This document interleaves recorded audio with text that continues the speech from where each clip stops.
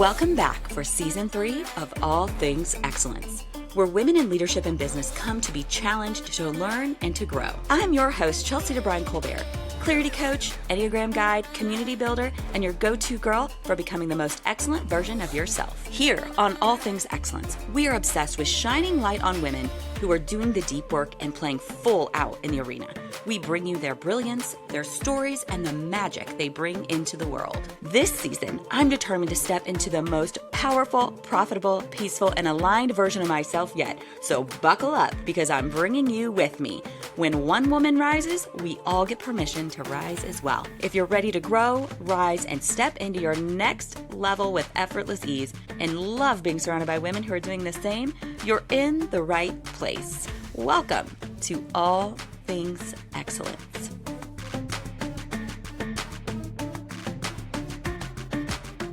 Hey, All Things Excellence fam. Today, I'm talking to you about something really cool that I have been doing lately with clients in my one-on-ones and this massive exercise that we did at my retreat. I'm obsessed with it, and I want you to know this is some OG Chelsey way to think about your Enneagram. How it actually came about was pretty hysterical. I was having a little bit of a spiraling moment to my friend Robin, who comes on here consistently, just about I was unpacking a situation in my life, and I think she thought I was a little crazy. And then I explained to her how all of the different pieces of my Enneagram were reacting to this situation and what each of them had to say. And then she went, oh my gosh, this makes so much sense. And I ran over, this was at our retreat, and I ran over to the poster board, the giant big Post-it note board, and I drew a stick figure down the middle, and then I drew these arrows all over the place, and I named all of the different parts and explained, like, these are all the different parts of my Enneagram beyond just my core Enneagram type. And this is what they're all saying. They're all freaking out, but they're all freaking out with different opinions. And when I wrote that out and explained it to her, which I do frequently in one-on-ones, it made so much sense to her why it sounded like I had about 5 different personalities at that time. Now, something to know about your Enneagram type is we often feel like we're so many of the types.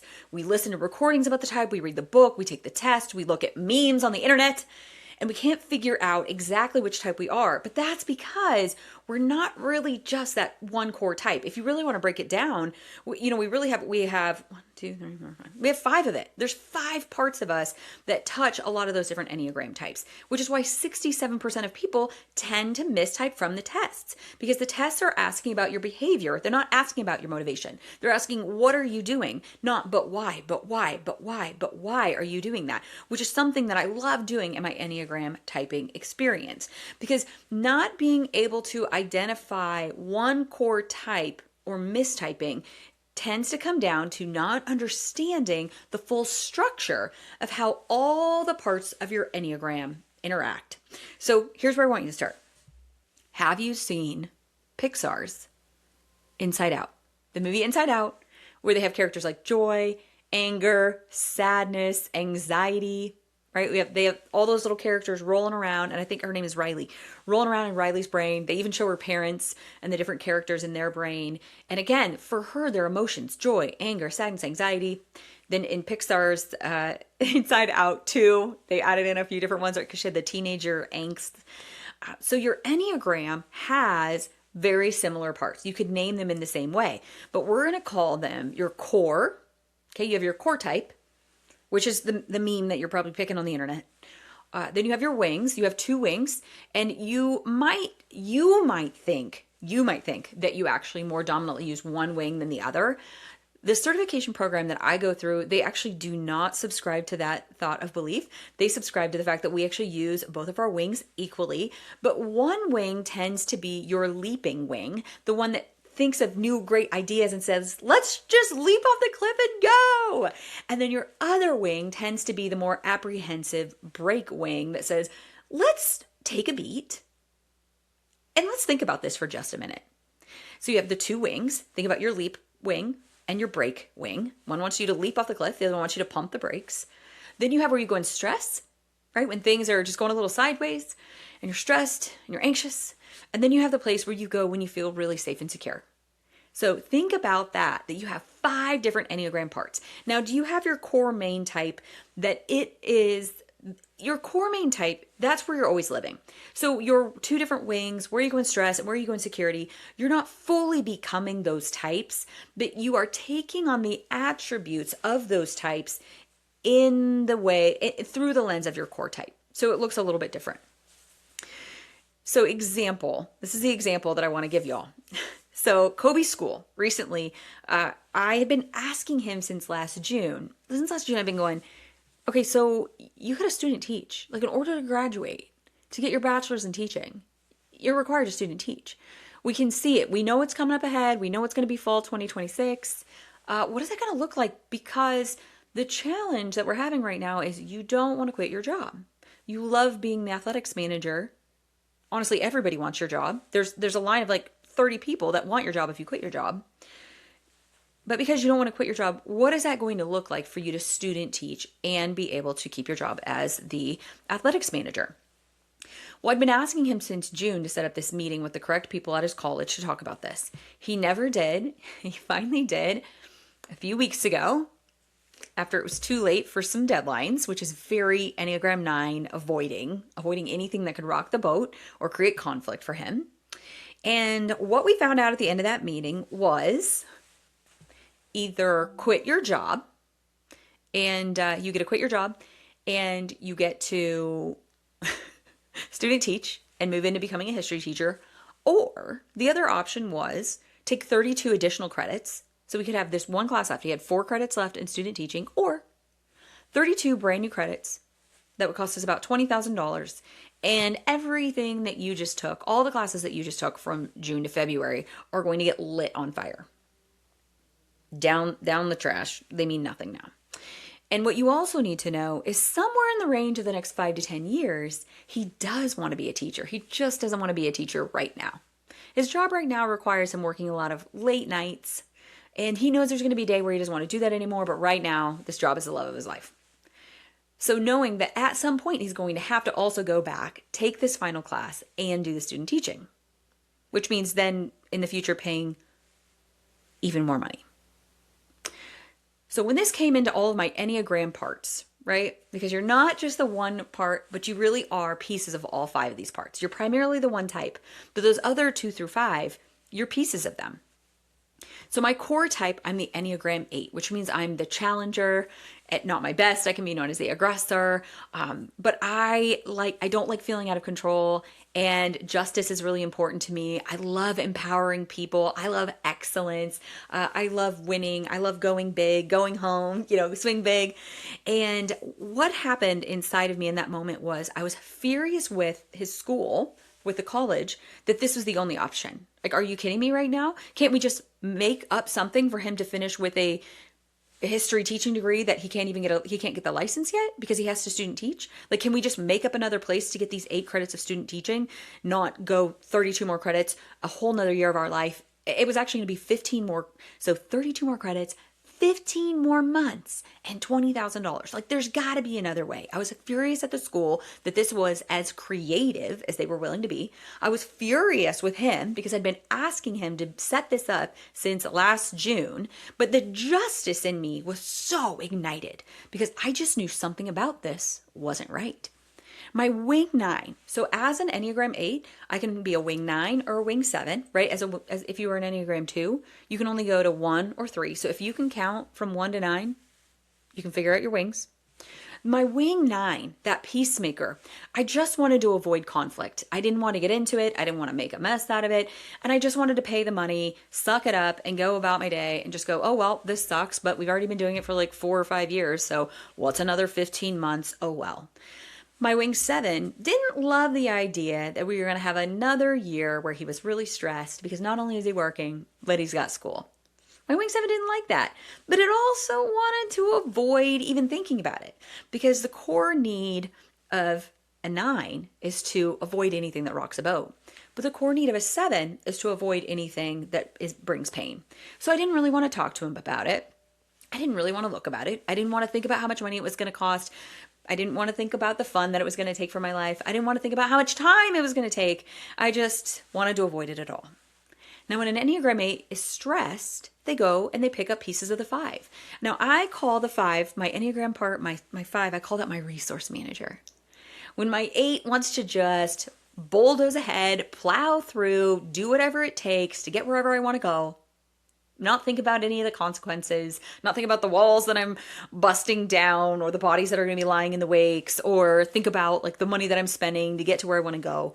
My Enneagram 5, my resource manager, if I get a little stressed, goes, we really need to look at this. So my Enneagram 5, my resource manager was going, okay, so I get we're mad and we just want to plow through this. I get we want to avoid conflict and we want to pay the money. I get that we want to avoid thinking about it at all because we don't want to think about how much time it's going to take. But hold the phone. Whether like justice or not, this is wasting a lot of resources. Like 15 months is a lot of time. $20,000 is a lot of money. And so it was pointing that out to my Enneagram 8. And my Enneagram 8 was like, you're so right. And you know who's going to have to make that up? Us. Because we're the ones that have to make the things happen. And so that's when I said, I want to say to you, like, that's fine. You can choose this. But just so you know, like, you're going to be the one who finds an extra job to pay this back because I'm not going to be the one making it up. So I also wanted to say that to him. But then there's that part where I go when I feel safe and secure. And I calm down. It's usually when I calm down. My 5 stops freaking out about resources and money and time lost. My 8 takes a chill pill and it stops worrying about justice. And I pick up the best pieces of that Enneagram 2, that helper. She's super empathetic. She slows down. She asks questions. She considers feelings. She sits there and she just listens. And that part of me says, you know what? At the end of the day, I love you. And I want you to chase your dreams. And while I would love to say to you, too bad, so sad, suck it up, buttercup, lay in the bed that you made, quit your job, student teach, become a teacher. I also know that this job is a job you didn't even know that existed, and it's the greatest thing that ever happened to you. So I guess we're just going to have to do whatever it takes so you don't have to quit, but you also get to graduate because you've worked really hard to get this far. Now, in the midst of all of this happening, I knew this, right, y'all? I knew all of the parts in my head that were freaking out. I knew why I was reacting and responding the way that I was. And I looked like all 5 of my parts and my types, all talking all at once to my friends for an entire week. My friends could tell you this. They could tell you, oh my gosh, we could see her flipping in and out of her different Enneagram parts, middle of the conversation.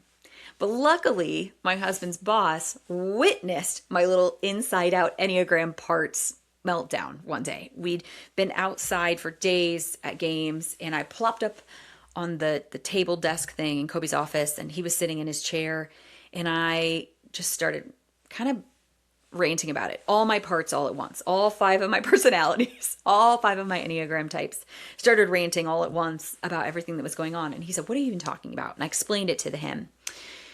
And luckily within that, he said, well, wait a minute, we can make this happen. And he was the one who was willing to get creative and helpful. And he's the one that's connecting us to the right people so we can figure out how to keep his job and how to student teach all at the same time, not pay all of this money, but also let Kobe keep his job. And so there is a solution to this. This is why I can talk about this now like it's funny. We're no longer in the middle of it. It was really not that fun for about 7 to 10 days until Tyler said, I think there's a way to do this. I think people are willing to be creative with you. We're definitely willing to figure it out. We don't want to lose you in this position. And so what I want you guys to know is if you listen to this episode and you don't want to figure out your parts alone, and you would like a processing partner to navigate through how you are reacting and responding, so you have less spiral, more clarity, you're moving through the emotional cycle quicker, and you're not having to process it alone, that is exactly what we have started doing inside our Enneagram typing experience. So you can go to the show notes here and you can enroll in an Enneagram typing experience. You're going to get a video that explains the core types to you. You're going to get a workbook. So if you want to read the core types and pour through it, you can print it, you can leave it on PDF, but then you're also going to get a one-on-one 1-hour session with me, because I think this is one of the biggest challenges of life right now is life comes so fast. Like, y'all, I got, like, when all of this was happening with Kobe's school, I had just finished pouring my heart, soul, and guts out to the women at this retreat. I was tired. Then we went into everything happening with our friend and losing our friend. 2 days later, I'd been home. I hadn't even been home for 48 hours and found out he passed away. And there was just a lot of trauma running through the school.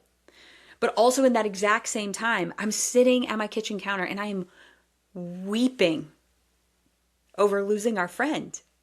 And I get an email from a client that I considered to be a friend. And it was cold. And it was hurtful.